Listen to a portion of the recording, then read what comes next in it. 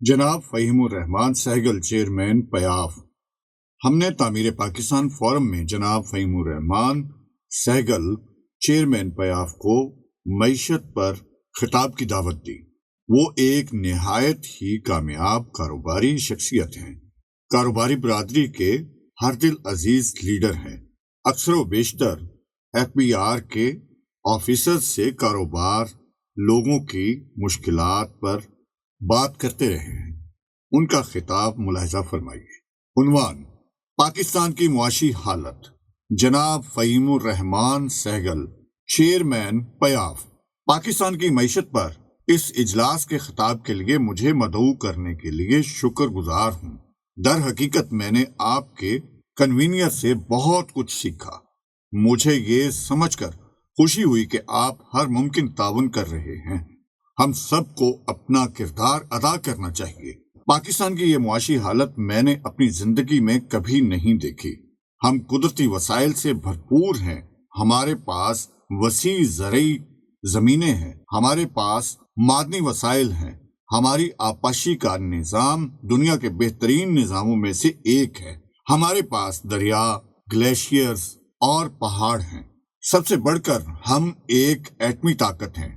اب ہمارا سری لنکا سے موازنہ کیا جا رہا ہے۔ یہ بہت عجیب لگتا ہے۔ ہم تقریباً ڈیفالٹ ہو چکے ہیں۔ ہمارا بیرونی قرضہ 125 سے 130 بلین ڈالر تک پہنچ گیا ہے۔ ہمارا گردشی قرضہ 4500 ارب روپے ہے۔ اس کی وجہ ماضی کی حکومتوں کی غلط معاشی پالیسیاں ہیں۔ ہم پچھلے کئی سالوں سے کمائی سے زیادہ خرچ کر رہے ہیں۔ اگر کوئی ملک کئی سالوں سے کمائی سے زیادہ خرچ کرتا ہے تو وہ کیسے ترقی کر سکتا ہے یا زندہ رہ سکتا ہے؟ پاکستان میں موجودہ معاشی بحران سابقہ حکومتوں کی یکے بعد دیگرے غلط پالیسیوں کا نتیجہ ہے۔ 60 کی دہائی میں کوریا نے ہمارے اقتصادی منصوبے کی نقل کرنے کے بعد ترقی کی۔ ہندوستان کے منموہن سنگھ نے 1990 کے ہمارے اقتصادی منصوبے سے فائدہ اٹھایا۔ ہندوستان، بنگلہ دیش اور یہاں تک کہ ویتنام نے بھی IT تیار کی ہے اور سالانہ 200 بلین ڈالر کما رہے ہیں۔ صرف بنگلہ دیش نے 50 ارب ڈالر کا برآمدی ہدف حاصل کر لیا ہے۔ ہم ڈاکٹر حفیظ پاشا کے ساتھ ملاقات کا منصوبہ بنا رہے ہیں تاکہ پاکستان کی اس انتہائی خراب معاشی حالت سے نکلنے کے راستے پر تبادلہ خیال کیا جا سکے۔ یہ مسئلہ آمدنی اور اخراجات کا ہے۔ ہماری حکومت کو اپنے اخراجات کو کنٹرول کرنا چاہیے۔ ہمیں ایکسپورٹ کو ترقی دینا ہے۔ ہمارے پاس ریئل اسٹیٹ میں 300 سے 400 ٹریلین ڈالر کی سرمایہ کاری ہے جسے تجارت اور صنعت کی ترقی میں تبدیل کیا جانا چاہیے۔ ہمیں جنگی بنیادوں پر اس کا انتظام کرنا چاہیے، جیسا کہ ڈیزاسٹر مینجمنٹ نے کورونا کے دوران کیا تھا۔ ہماری حکومت کو کاروبار کرنے میں آسانی کو یقینی بنانا چاہیے۔ ہمارے پاس 7400 ارب روپے ٹیکس اکٹھا کرنے کا ہدف ہے جو موجودہ حالات میں حاصل نہیں کیا جا سکتا۔ ہمیں فی ایکڑ پیداوار بڑھانے کے لیے مناسب اقدامات کرتے ہوئے اپنی زراعت کو بہتر کرنا چاہیے۔ ہمیں اپنے کسانوں کی مدد کرنی چاہیے اور انہیں بجلی، کھاد کے بیج رعایتی قیمتوں پر فراہم کرنا چاہیے، جیسا کہ ہندوستان میں کیا جا رہا ہے۔ ہم تیل سے بجلی پیدا کر رہے ہیں جسے مقامی کوئلے میں تبدیل کیا جانا چاہیے۔ ہماری 65% آبادی نوجوانوں پر مشتمل ہے۔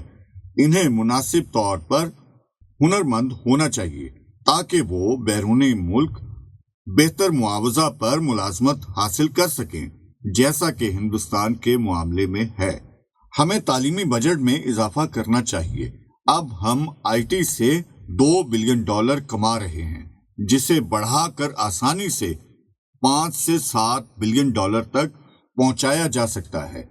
ہمیں اپنے نوجوانوں کی کردار سازی پر بھی توجہ دینا چاہیے۔ ہمارے پاس سرٹیفکیشن کے لیے مناسب ایکریڈیٹنگ باڈی نہیں ہے۔ دبئی میں ہمارے الیکٹریشین کو 500 درہم ادا کیے جاتے ہیں، جبکہ ہندوستانی کو 1100 درہم واجب الادا ہیں۔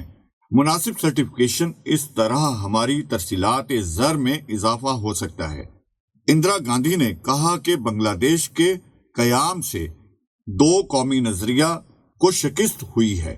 اب آئی ٹی کی ترقی سے ہم جاپان کو شکست دیں گے۔ اب ہندوستان اقتصادی طور پر دنیا کا 5واں مضبوط ملک بن گیا ہے۔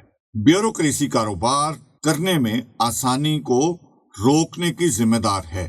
بیوروکریسی کے انتہائی منفی رویے کی وجہ سے پاکستان میں سرمایہ کاری کے خواہش مند بیرون ملک مقیم پاکستانی کامیاب نہیں ہو سکے۔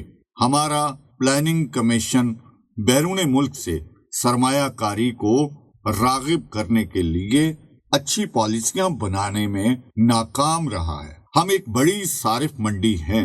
ہم کاٹیج انڈسٹری کو فروغ دے سکتے ہیں۔ آن لائن کاروبار کو ترقی دی جا سکتی ہے۔